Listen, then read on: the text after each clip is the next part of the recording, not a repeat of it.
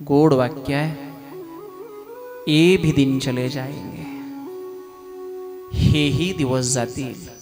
जेव्हा कधी दुःखाने ग्रस्त व्हाल, जेव्हा कधी आपली मनोभूमिका दोलायमान होईल, कधी वाटेल की अरे यावर्षी खूपच उत्पन्न कमी झालं, यावर्षी खर्च सुद्धा निघाला नाही, शेतामध्ये 1,00,000-2 लाख रुपये खर्च केले पण हाताशी काय आलं, 5-50 हजार रुपये मिळाले. माझा शेतकरी राजा बघा, राजा का म्हणावं शेतकऱ्याला, राजा का म्हणावं. कुणाला पेरणीसाठी 1 लाख लागतात, कुणाला 2 लाख, कुणाला 5 लाख. असे काही लोक आहे की त्यांना 5-5 लाख रुपये खत आणि पेरणीचा खर्च आहे. पण ऐका ना मायबाप, कोण आहे हो असा उघड्यावर 5 लाख फेकणारा. हे 5 लाख जेव्हा 5 लाखाचं बी 5 लाखाचं खत विकत घेऊन काळ्या आईची काय भरायची, ओटी भरायची. आणि ती ओटी भरल्यानंतर पाऊस येईल की न येईल नो गॅरंटी. बरं, पाऊस न पडला तरी अडचण आहे आणि जास्त पडला तरी अडचण आहे. अतिवृष्टी झाली तरी पीक जाणार आहे, अनावृष्टी झाली तरी पीक जाणार आहे. कदाचित शेतात ओतलेले 5 लाख परत येतील न येतील. राजा त्याला म्हणतात ज्याचं अंतःकरण उदार असतं. माझ्या शेतकऱ्याचं अंतःकरण उदार आहे. शेतकऱ्यासारखा राजा नाही का, एवढं करून ज्याच्या दारातून अतिथी कधी विनमुख जात नाही, जो स्वतःच्या जवळ असलेले, बरं ते जवळ तरी असतात का, कधी कर्ज काढून, कधी दुसऱ्याचे उसने घेऊन शेती करणाऱ्या माझ्या शेतकरी राजाला आमची विनंती आहे सरकारला, आमची विनंती आहे सरकारला, आमच्या शेतकरी राजाला तुम्हाला बाकीचं काही नाही देता आलं तर देऊ नका. आमच्या शेतकरी राजाला तुम्हाला कर्ज माफी, बाकीच्या गोष्टी असतील ते वेगवेगळ्या योजना सुरू झालेल्या आहेत ना. शेतकरी सन्मान योजना 500 रुपये महिना आहे ना, बरोबर का. बाकीच्या गोष्टी नाही देता आल्या तर देऊ नका, पण माझ्या शेतकरी राजाला मोफत बी आणि मोफत खत द्या. महाराष्ट्रातला एकही शेतकरी आत्महत्या करणार नाही. शेतकऱ्याला कर्जच कशासाठी काढावं लागतंय, पेरणीसाठी.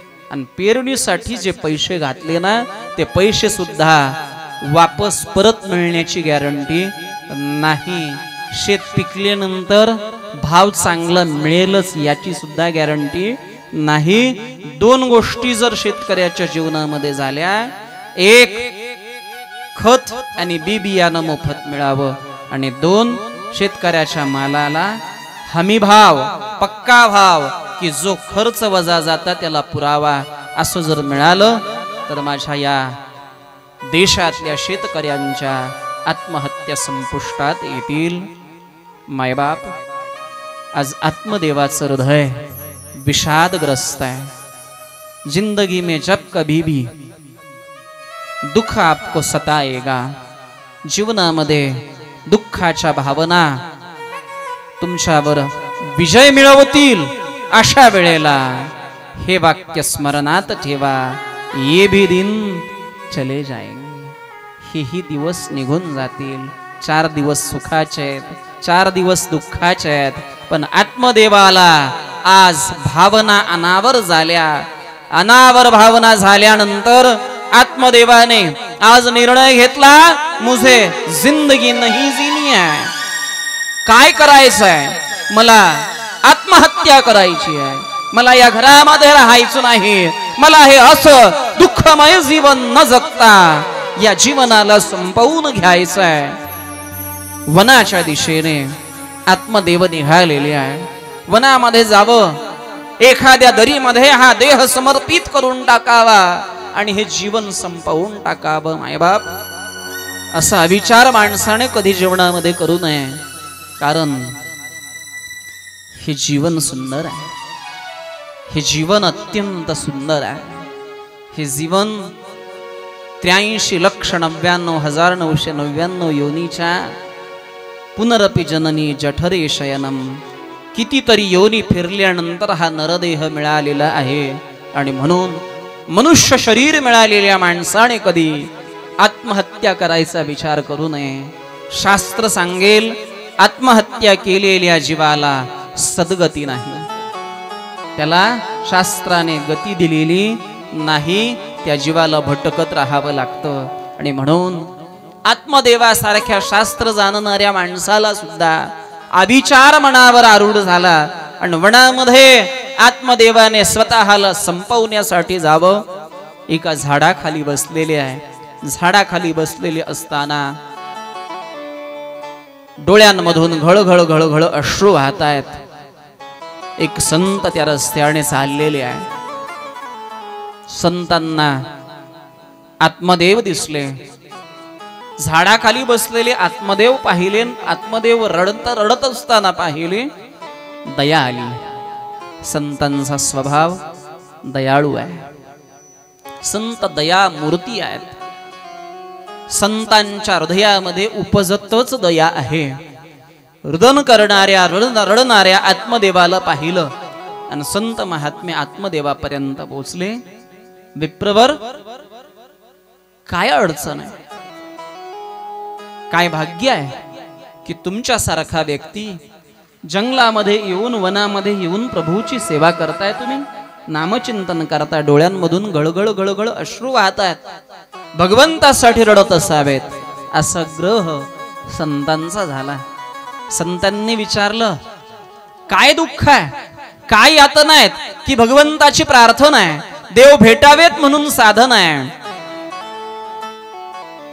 आत्मदेवाने सांगितलं महाराज स्वामी तुम्ही समजता असं काही नाही, माझ्या रडण्याचं कारण वेगळं आहे. काय कारण आहे आत्मदेवा? कारण असं आहे की माझं जीवन संतती शून्य आहे, संतती नाही, आणि म्हणून मी आज आत्महत्येस प्रवृत्त झालोय. मी वनामध्ये या करता आलोय की आता मला जीवन संपवायचंय. तुमचं दर्शन झालं हे माझं अहोभाग्य आहे. आता तुमचं दर्शन घेतो आणि दर्शन घेऊन हे मी जीवन संपवणार आहे.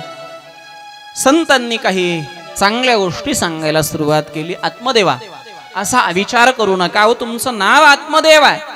आत्मदेव कधी आत्महत्या करत नाही. आत्मदेवाने कधी आत्महत्या करू नये. तुम्ही आत्महत्येस प्रवृत्त होऊ नका. आत्महत्येचं कारण की मला मुलं बाळ नाही, तो मला संतती नसल्यामुळे मी आत्महत्येस प्रवृत्त झालोय. साधू संतांनी सांगायला सुरुवात केली आत्मदेवा अहो तुम्हाला नाहीत हे बरं आहे ना. आत्मदेवा तुम्हाला मुलबाळ नाही हे बरं आहे ना. का बरं? अहो ज्यांना आहेत त्यांची काय अवस्था आहे आत्मदेवा? जिनको 2-2 4-4 बेटे हैं ना, जिनको 2-2 4-4 बेटे हैं वो भी रो रहे हैं. ते पण रडतायत का? थोरलं सांभाळी ना, 2 नंबरचं सांभाळील वाटलं ते सांभाळी ना, 3 नंबरचं सांभाळील वाटलं ते सांभाळी ना, 4 नंबरच्या नंतर हाकलूनच दिलं. म्हणजे 4-4 असून सुद्धा, पोटी 4-4 संतान असून सुद्धा ज्यांना संतती आहे त्यांची काय अवस्था आहे. त्यापेक्षा तुम्हाला नाही ते बरं आहे ना. नाही म्हणून तरी तुम्हाला बसता येत आहे. पण ज्यांना आहेत, ज्यांना मुलं असून सुद्धा ज्या आई वडिलांचं जीवन नरकप्राय यातना ज्यांना मिळतायत, याच्यासाठी केला होता अट्टहास.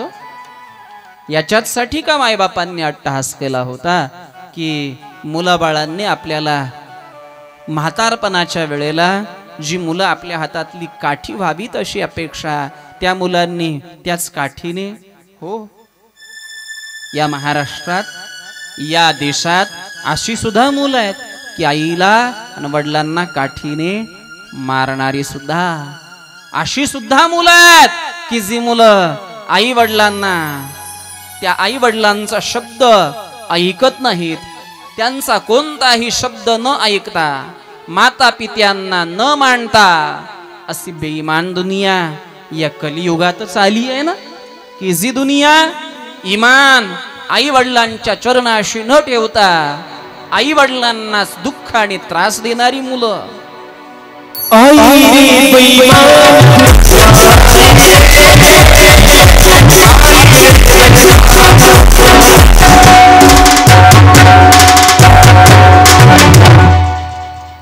आई रे बेईमान दुनिया आई रे